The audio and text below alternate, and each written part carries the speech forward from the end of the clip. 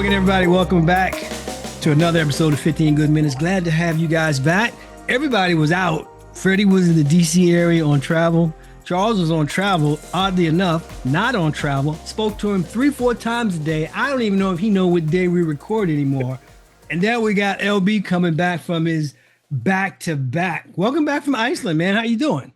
I'm doing well. I'm tired, but I'm well. I'm glad to be here. I'm glad to be home.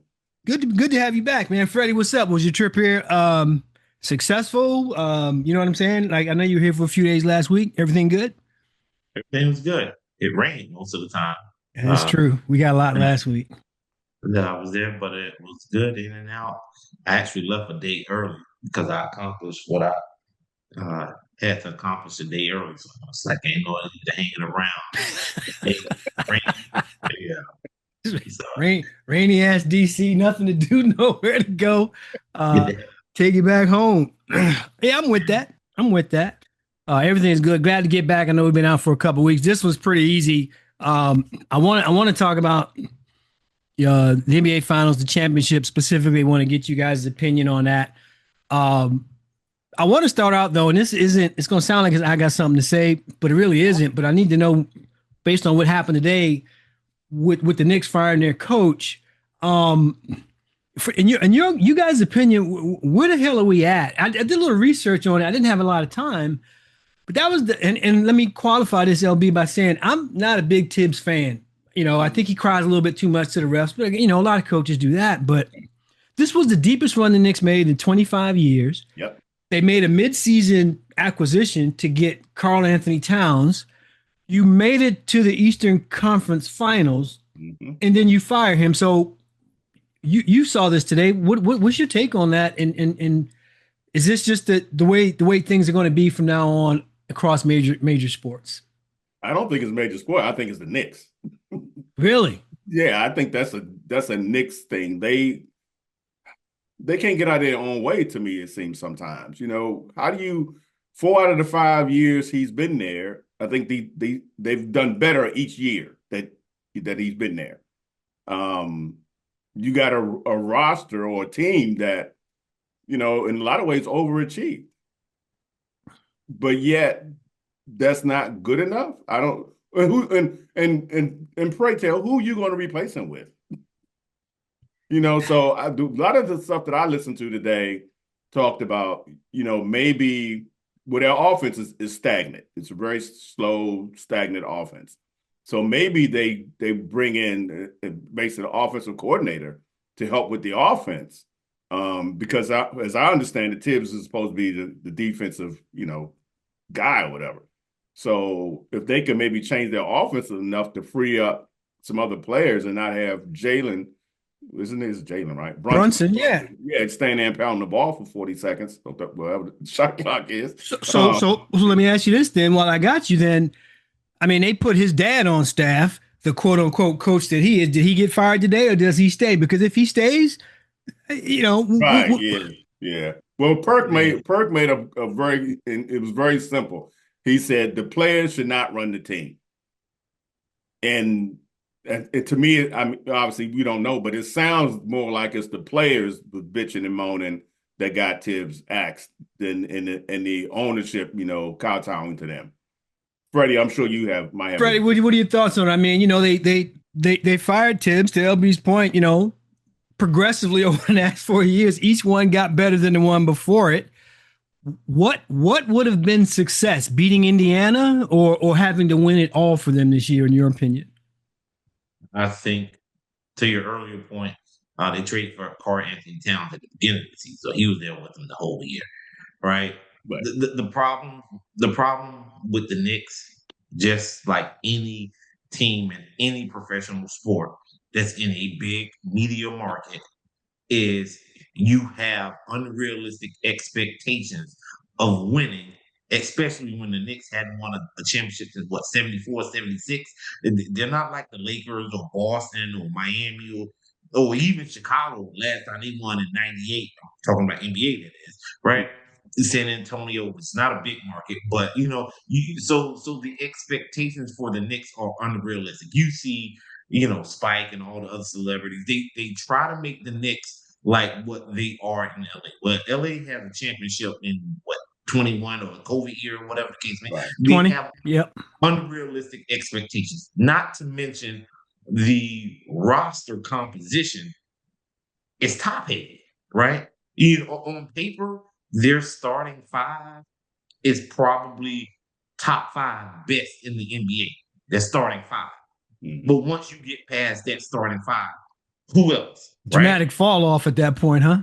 So now you get rid of Tibbs and, you say, okay, well, his philosophy with defense. They didn't show a lot of defense. And let's be clear, Brunson can't spell defense. So neither can Corey in this town. Exactly. It's the two weakest defenders on the team. Right. So it's one of those things. I think it was a cover up for Leon Rose and Worldwide West, because they gave away 5 picks to acquire Mikal Bridges, and someone had, I think, and I guess their rationale would be, well, we gave away game 1. That's why we're making this change. But who are you, to LB's, who are you going to get? I read something to where they said, the guy from Hurley from UConn, maybe, he has, New York City ties. What he, when you didn't get as far as where you thought you was going to go with UConn and right. Is this now an opportunity for you to say, well, I didn't want to go all the way to the West Coast. I just come, right over here, So I think it was just a scapegoat Tibbs, but it is what it is. Yeah, I think so too. I just wonder, and I've talked about this before, if we're in a win now at all costs type of scenario, and I think the Knicks might have been, because they gave away, in my opinion, way too much for Bridges, way too much. And if I'm in the front office, there are only 2 teams in the East playing last week. That to me is a success story. I'm building on that and going forward. And yes, I would have to tackle these things that Freddie is mentioning, but the cutting off the head, that just doesn't make sense to me. I don't think that Tibbs didn't do enough to deserve what happened here. And I just wonder if it's, and I said the same thing when Budenholzer first got fired, not the second time, but the first time, right after winning in Milwaukee and stuff. I just wonder if now, is this what you do? If you are an NBA coach or coaching prospect, you come in and saying, I'm getting the biggest contract I can, taking the money, cut me, and I'm gone. I'm gone. Guaranteed money. Got to be guaranteed money. Right, because the number of spots, nobody is keeping them anymore. We looked at, I forget the guy's name that was, what was his brother's name, who was at Phoenix, got fired, went to Detroit, did worse, got fired there. They paid him, Freddie, $80 million to leave. Right. Monty. Yes, Monty Williams. So much for the NBA coaching carousel. There may be more news on that, not the Knicks, but other coaches by the time you guys get this on Wednesday. So I just wanted to catch you guys, since that was a bit of fresh news for me today. And, I always feel like it's too easy to blame the coach, but because I'm telling you right now, defensively, they were a sieve. And to your point, everything, it got to the point, and I don't think this is an accident either, LB. When I look at Brunson, he began to play in New York the way I think Luka played in Dallas, and he was with Luka in Dallas, where it's one person with the ball for 20 of the 24 seconds. And other teams have adapted to that. We're going to throw 2 at him, going to make him take a tough shot, etc. So that's part of the problem. And then, what's the guy's name that was his teammate, I think, at Villanova? And DiVincenzo. DiVincenzo, he had something to say when he went back to New York, and it was basically like, to your point, some players are running the team, but that guy's dad over there is only on here because this guy's on here. Yeah. And there's a lot of that going on. I mean, after all, LeBron James has his boy on a playoff roster. We won't go into that. What I want to do today, though, I want to take a quick look at the NBA Finals that starts on Thursday, right? So you got Indiana going at OKC. OKC has the new MVP. Everything that I've read over the last couple of days is OKC is a juggernaut. They may be, and things of that nature. I'm going to start with you, LB. When you look at this series, what do you see? I mean, we've got 2 teams playing for the first time that are not named Boston, Denver, Dallas, Miami, Phoenix or Los Angeles. Right. What do you see here with these two young squads coming together? Geez, just the pace of play, I think is going to be exciting to watch. I'm gonna say that off the break. I'm rooting for OKC. I don't like Pacers. Specifically that dude Halliburton. Um, I think Can you that. expound on that? Oh, why you don't like? Here we go. Oh, okay, yeah, that's easy. It was easy. He's a show off. I don't like dudes that. I mean, he's a good player, yes, absolutely. But all the gesturings and the cutthroats and the choking and all that kind of. I don't just play game, man. Just play ball. I don't like nobody, and that includes Steph Curry, who is a great player. But all his shaking and baking and this and that and all of the man, just go play defense for a change. How about that? So yeah, that's why I like him. Well, you know, his with the choking and all that stuff. That was in retrospect to the yeah, to Reggie so he Miller. was just recreating it. Yeah, I dig it. Yeah, I don't like it. I don't like it. I don't like nobody. In football, they do this crap all the time. Somebody make a tackle and jump up like he just scored a touchdown. Dude, it's your job, man. Go back and get ready for the next play. So now that I've digressed.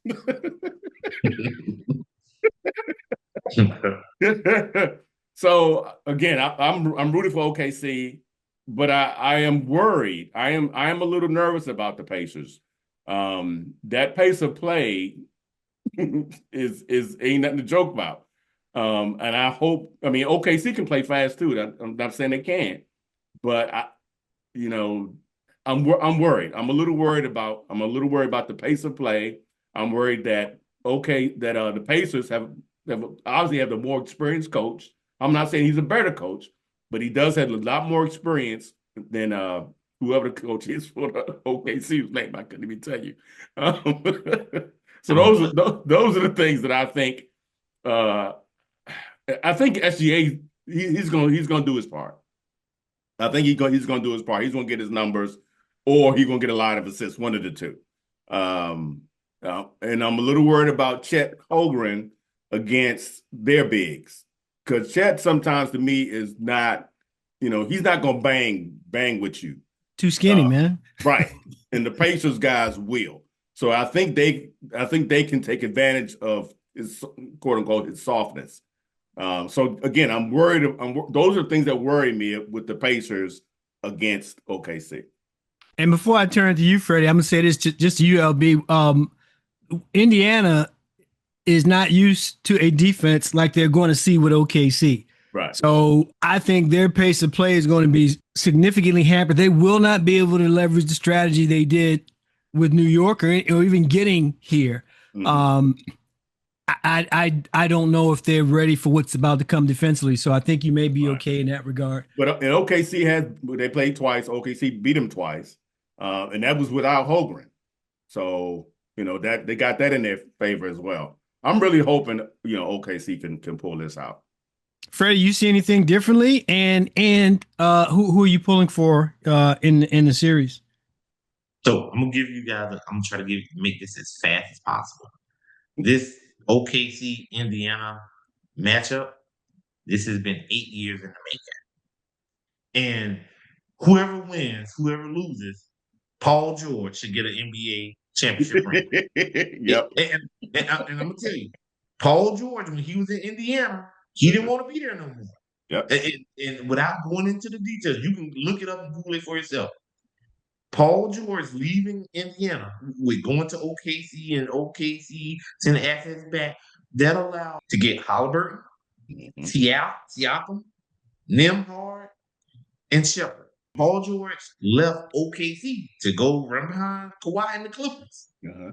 That allowed OKC to get SGA, Jalen Williams, right? And not to mention they have 2 first-round picks in this year's first round, number 15 and 24, and they have number 44. So Paul George, get his man a ring. Whoever wins, give him a ring.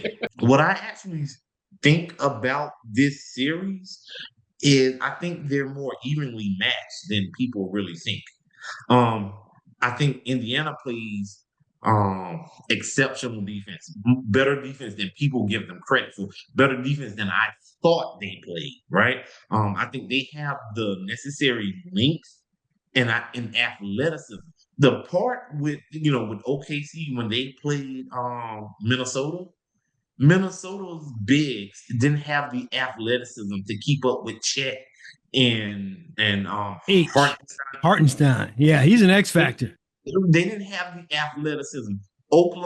Indiana ducked. They're not as long and as physically, girth wise but they have the length to and when you look at Halliburton is 6'5". Nate Smith for Indiana, he's 6'6". Nembhard is 6'4", right? Jalen Williams is 6'6". Siakam is 6'8". I think this should be a better series for Indiana. Miles Turner against Hardenstein or whatever. Hartenstein. And then I think Siakam is athletically enough and long enough to work with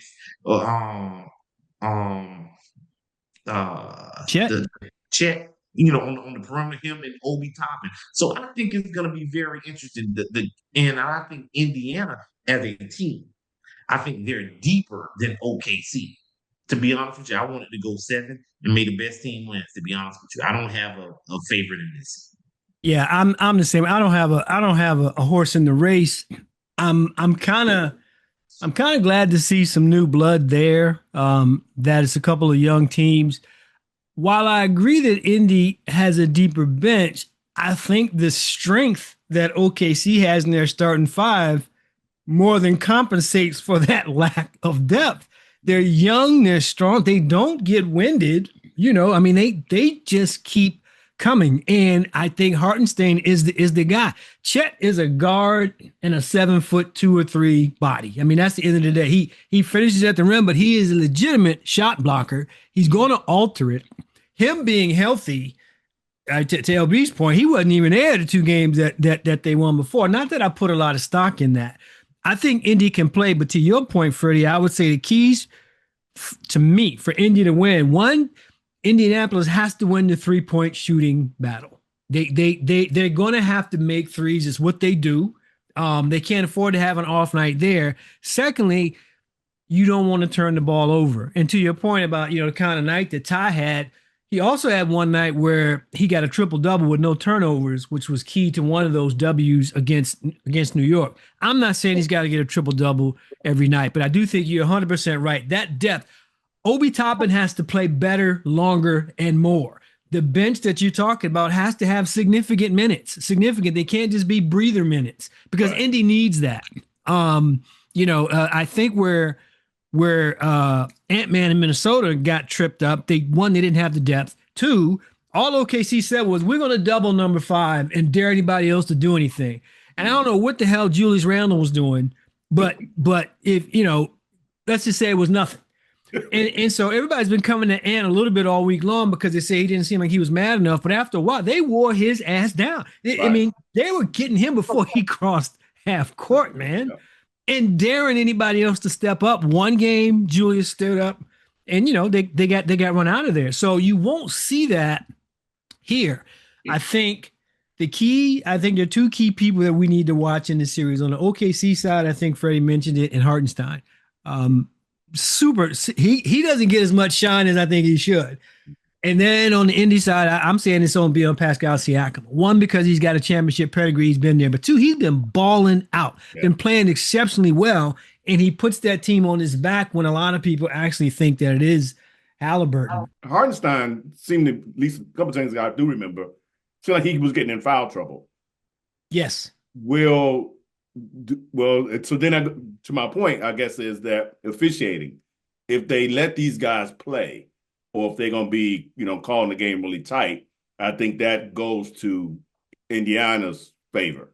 Right. Yeah. If Hartenstein's on the floor, you're right, but he's a straight up difference maker. Sometimes he's a little too aggressive. Where I took points away from him, and he's got to get better at, is don't be as aggressive when you have 3 fouls. Don't do so much that's going to put you on the bench, especially with that roster, because people play Chet differently when Hartenstein is on the floor. Mhm. You have to respect the two big lineup at that point, and I think they play well off each other. I do hope the officials let them play. I think Freddie has a point. I think they're more evenly matched than a lot of people are giving them credit for. Yeah. And all it's going to take, which Indiana has proven they can do, is get one on the road. Yeah. Get one on the road, and it's going to change the tone and tenor of the series, and don't feel like you have to get it all at once. Right. So I'm excited to see it. A little disappointed that there's a lot of chatter on the wire about not a lot of people are going to watch it because, like Freddie said, it's small market. Who cares about the market size if these cats are balling out? They both got here because they played hard to get here and they deserve to be here. And quite honestly, I think we're in for a hell of a series. So I'm going to tune in when I can. But absolutely, it can go either way. I definitely plan on watching. I mean, I think they were the two most exciting teams in the Eastern in the conference in the East and the West. So I'm excited to. I mean, I've invested all this time watching all the other games. I'm like, why stop now? 2 months ago, right? You've been at it for 2 months, so I'm sure we can give it another week. Oh, that's one thing I'll say, and then I'll pass it to I got something to say, and maybe that's what mine is. Game on Thursday and not playing again until Sunday. What are we doing? It's in the same damn city. This is just a money grab. Yeah. So we're going to have a 3-day break between game 1 and game 2. Come on, man. Yeah. I didn't know that. I knew game 1 was Thursday. I didn't know it was a 3 Sunday. Wow, I didn't know that. Wow. So that was I got something to say, unscripted. Freddie, you got something to say today, man? I guess I was rooting against the Knicks. And in part, it wasn't even about, the players, the coaching, the celebs that show up. It was, I got tired of seeing Spike Lee look like a goddamn idiot with all those. Thank you. I'm glad we do not have to see him and his ensemble in the. Come on, man, it's Spike. Spike, you too damn old for that, man. Thank you. Damn old. He remind me of Clipper Darryl for the Clippers. He looked like a goddamn fool, and I'm so glad when they lost. I was like, God, thank you. I don't have to see this. Look at that fool anymore. It's just I don't have a problem with you, but he, Spike. I don't know if you got some sort of if you like this low key ambassador for the Knicks with all this stuff with the orange glasses. You look like a clown. You're doing too much, man. You're doing too much, Spike. Stick to making movies. Sit there on the court, on court side, pay your money, cheer, whatever. But you just looking just straight up. Come on, man. You need to stop. But that's my idea. Okay, that's fair. Yep, I co-sign that too, 100%. I can't stand that fool. I got something to say. It's completely different. This weekend in Norfolk, Virginia, will be professional boxing. I would be going, but I can't because I'm going. I already made commitment to the golf tournament, so I'm LPGA, so I'm doing that. Abdullah Mason is fighting.